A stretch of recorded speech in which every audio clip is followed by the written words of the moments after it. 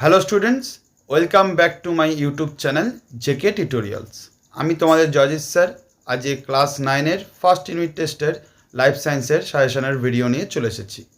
যারা আমার চ্যানেলে নতুন, এরকম নতুন ভিডিও আপডেট পেতে অবশ্যই চ্যানেলটিকে লাইক এবং সাবস্ক্রাইব করে দিও, যাতে যখনই আমি কোনো নতুন ভিডিও ইউটিউবে আপলোড করি সবার আগে নোটিফিকেশান তোমাদের কাছে পৌঁছে যায়।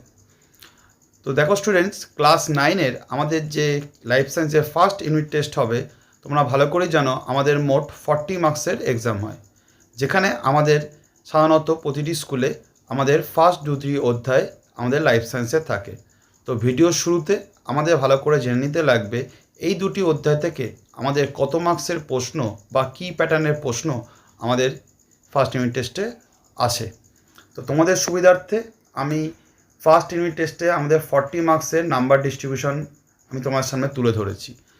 তো দেখো, আমাদের ফার্স্ট যে অধ্যায়টি রয়েছে জীবন ও তার বৈচিত্র্য, এখান থেকে মোট 16 মার্কসের প্রশ্ন আমাদের ফার্স্ট ইউনিট টেস্টে হবে, যেখান থেকে আমাদের 1 মার্কসের 2টো এমসিকিউ, 1 মার্কসের 5টা এমসিকিউ, 2 মার্কসের 2 মার্কসের প্রশ্ন, আর হলো 5 মার্কসের একটা বড় প্রশ্ন আমাদের সাধারণত থাকে প্রতিটি স্কুলে।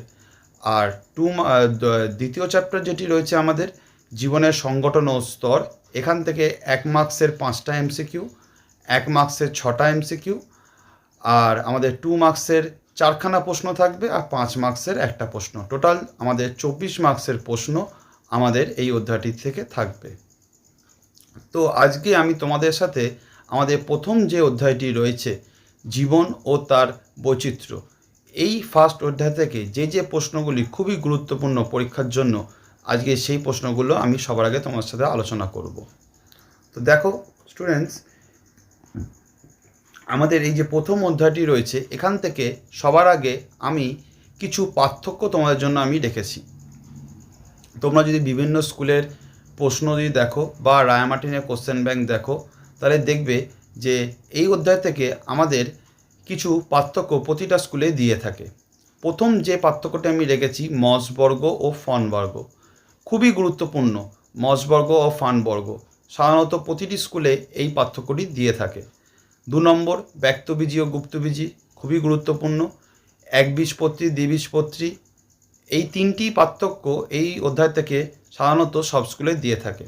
4 নম্বরটা, এটা অতটা বেশি গুরুত্ব না, তাও তোমরা এটা দেখে যাবে, পরীক্ষায় এটাও আসতে পারে, আমাদের কন্ড্রিকথিক্স ও অস্টেকথিক্স, এই দুটির মধ্যে পার্থক্য। তারপর 2 নম্বর, এখান থেকে আমাদের তোমরা বইতে দেখবে আমাদের যে বিভিন্ন যে ভাগগুলো রয়েছে, পরিফেরা, তারপর নিডারিয়া, টিনোফোরা, নিমাটোডা, অ্যানেলিডা, অর্থোপোডা, মোলাস্কা, অ্যাকাইডোমাটা, কাডাটা, কনজেক্টিস, অস্টেকথিস, সরীসৃপ, পক্ষী আর স্তন্যপায়ী, এই প্রতিটি ভাগের আমাদের 4টি করে বৈশিষ্ট্য এবং একটি করে উদাহরণ পড়তে লাগবে। তবে তোমাদের সুবিধার্থে বলে রাখি যে এইগুলোর মধ্যে আমাদের নিডারিয়া, তারপর নিমাটোডা, অ্যানেলিডা, অর্থোপোডা, অ্যাকাইডোমাটা, কন্ড্রিকথ্রিক্স আর সরীসৃপ, এগুলো বেশি গুরুত্বপূর্ণ। এগুলোকে তোমাদের একটু বেশি গুরুত্ব দিয়ে ভালো করে পড়ে যেতে লাগবে। 3 নম্বর আমাদের মনেরা, প্রতিষ্ঠিতা, তারপর হলো ফাঞ্জি, এদের 3টি করে বৈশিষ্ট্য তোমরা অবশ্যই দেখে যাবে। 3টেই সমান গুরুত্বপূর্ণ প্রশ্ন, বিভিন্ন স্কুলে এই প্রশ্নটা দিয়েই থাকে। 3টের মধ্যে যে কোনো একটা তোমরা বৈশিষ্ট্য পরীক্ষায় জন্য খুবই গুরুত্বপূর্ণ। তারপর 4 নম্বর অগ্রাধিকার আইন বলতে কী বোঝো। 5 নম্বর খুবই গুরুত্বপূর্ণ প্রশ্ন, দ্বিপদ নামকরণ কাকে বলে, কে প্রবর্তন করেন এবং দ্বিপদ নামকরণের নিয়মগুলি লেখো। 6 নম্বর 5 রাজ্য শ্রেণীবিন্যাস কে প্রবর্তন করেন, খুবই গুরুত্বপূর্ণ প্রশ্ন শর্ট প্রশ্নের জন্য, এবং 5টি রাজ্যের নাম। 7 নম্বর আমাদের কডাটা, এই জীবগোষ্ঠীকে কয়টি উপবর্গে ভাগ করা হয়েছে এবং কি কি। 8 নম্বর হট ডাইলুপ স্যুপ ও কোয়াজারভেট, এই প্রশ্নটা যদি প্রশ্ন একটু টাফ হয় তো এরকম টাইপের প্রশ্ন এই অধ্যায় থেকে আমাদের সাধারণত আসতেই পারে। তোমরা ডেফিনেশনটা ভালো করে একটু দেখে যেও, হট ডাইলুপ স্যুপ বা কোয়াজারভেট বলতে কী বোঝো। 7 নম্বর প্রশ্নটা 3 মার্কসের জন্য এই অধ্যায় থেকে, বা দুটো একসাথে মিলিয়ে 5 মার্কসের জন্য খুবই গুরুত্বপূর্ণ। কৃষিকাজ, চিকিৎসাবিদ ও মহাকাশ গবেষণায় আধুনিক জীববিদ্যার প্রয়োগ লেখো। সাধারণত কৃষিকাজ চিকিৎসাবিদ্যাটা একটু বেশি গুরুত্বপূর্ণ দিয়ে তোমরা পড়বে, কারণ এই দুটো সাধারণত সব স্কুলে দিয়ে থাকে। তারপর 10 নম্বর লিনিয়ার হায়ারার্কি বৈশিষ্ট্য লেখো এবং এর 7টি ধাপ কী কী। 11 নম্বর রাইজয়েড, ফাইলিট ও কলিড বলতে কী বোঝো।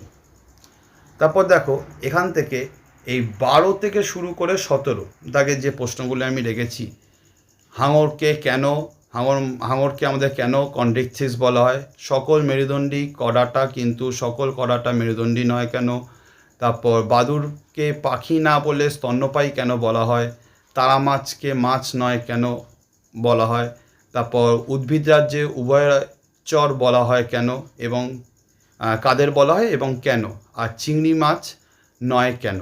এই 12 থেকে 17 নম্বরের প্রশ্নগুলি খুবই গুরুত্বপূর্ণ। তোমরা যদি রায়মার্টিনের কোশ্চেন ব্যাংক দেখো, প্রতিটি স্কুলের পেজে একটা না একটা প্রশ্ন তোমরা পাবে। তো এই কটা প্রশ্ন খুব গুরুত্ব দিয়ে তোমরা ভালো করে দেখে যাবে।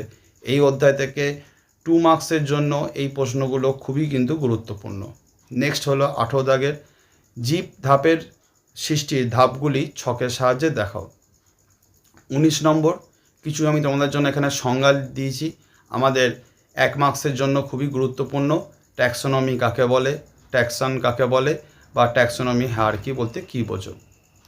20 নম্বর দ্বিপদ নামকরণের নিয়মাবলী। তারপর আরও বেশ কিছু আমি এখান থেকে সংজ্ঞা দিয়েছি, কারণ আমাদের লাইফ সায়েন্সে বেশিরভাগ ক্ষেত্রে 1 মার্কস 2 মার্কস 3 মার্কসের প্রশ্ন থাকে। তো সেক্ষেত্রে তোমাদের এই অধ্যায় থেকে অস্ট্রিয়া, অস্ট্রিউলাম, কোনোসাইট, গ্যাস্ট্রোভাস্কুলার গহ্বর, নিডোব্লাস্ট কোষ, ল্যাসোকোষ আর কম্বোপ্লেট, এই করা ডেফিনেশন তোমরা ভালো করে যাবে। বিশেষ করে এই আমাদের 4 নম্বর গ্যাস্ট্রোভাস্কুলার গহ্বর, কম্বোপ্লেট, তারপর হলো ল্যাসোকোষ আর নিডোব্লাস্ট কোষ, এইগুলো বেশি গুরুত্বপূর্ণ।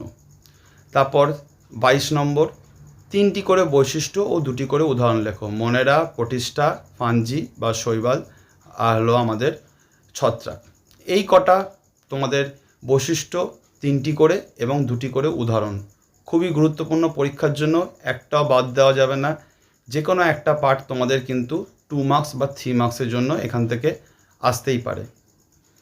এই অধ্যায় থেকে তোমরা যদি এই 22টা প্রশ্ন আমি রেখেছি, তোমরা যদি এই 22টা প্রশ্ন ভালো করে রেডি করে নিতে পারো, আশা করছি এর বাইরে কোনো প্রশ্ন তোমাদের এই অধ্যায় থেকে করতে লাগবে না। প্রতিটা প্রশ্ন এখানে সমান গুরুত্বপূর্ণ প্রশ্ন, তোমরা ভালো করে করবে। পরের দিন আমি তোমাদের সাথে তোমাদের নেক্সট যে চ্যাপ্টার রয়েছে 2য় অধ্যায়, সেই চ্যাপ্টারে যে প্রশ্নগুলি খুবই গুরুত্বপূর্ণ সেটা আলোচনা করব। আজকের ভিডিওটা এই পর্যন্তই। যদি তোমাদের মনে হয় যে এর মধ্যে কোনো প্রশ্ন তোমাদের উত্তর অজানা আছে বা বুঝতে পারছো না কিভাবে লিখবে, অবশ্যই তাহলে আমাকে এই ভিডিওর কমেন্টে জানিও, তাহলে সেই প্রশ্নের উত্তরগুলো নিয়ে আমি একটা নতুন ভিডিও বানাবো। আর যদি তোমরা এই পিডিএফটা ডাউনলোড করতে চাও, তাহলে এই ভিডিওর ডেসক্রিপশান বক্সে আমি আমার টেলিগ্রাম চ্যানেল বা হোয়াটসঅ্যাপ চ্যানেলের লিঙ্কটি দিয়ে দেবো। তোমরা সরাসরি সেখানে যুক্ত হয়ে এই পিডিএফটি ডাউনলোড করে নিতে পারবে। ভিডিওটি যদি ভালো লেগে থাকে অবশ্যই চ্যানেলটিকে লাইক এবং সাবস্ক্রাইব করে দিও এবং তোমাদের বন্ধুদের মধ্যে শেয়ার করে দিও।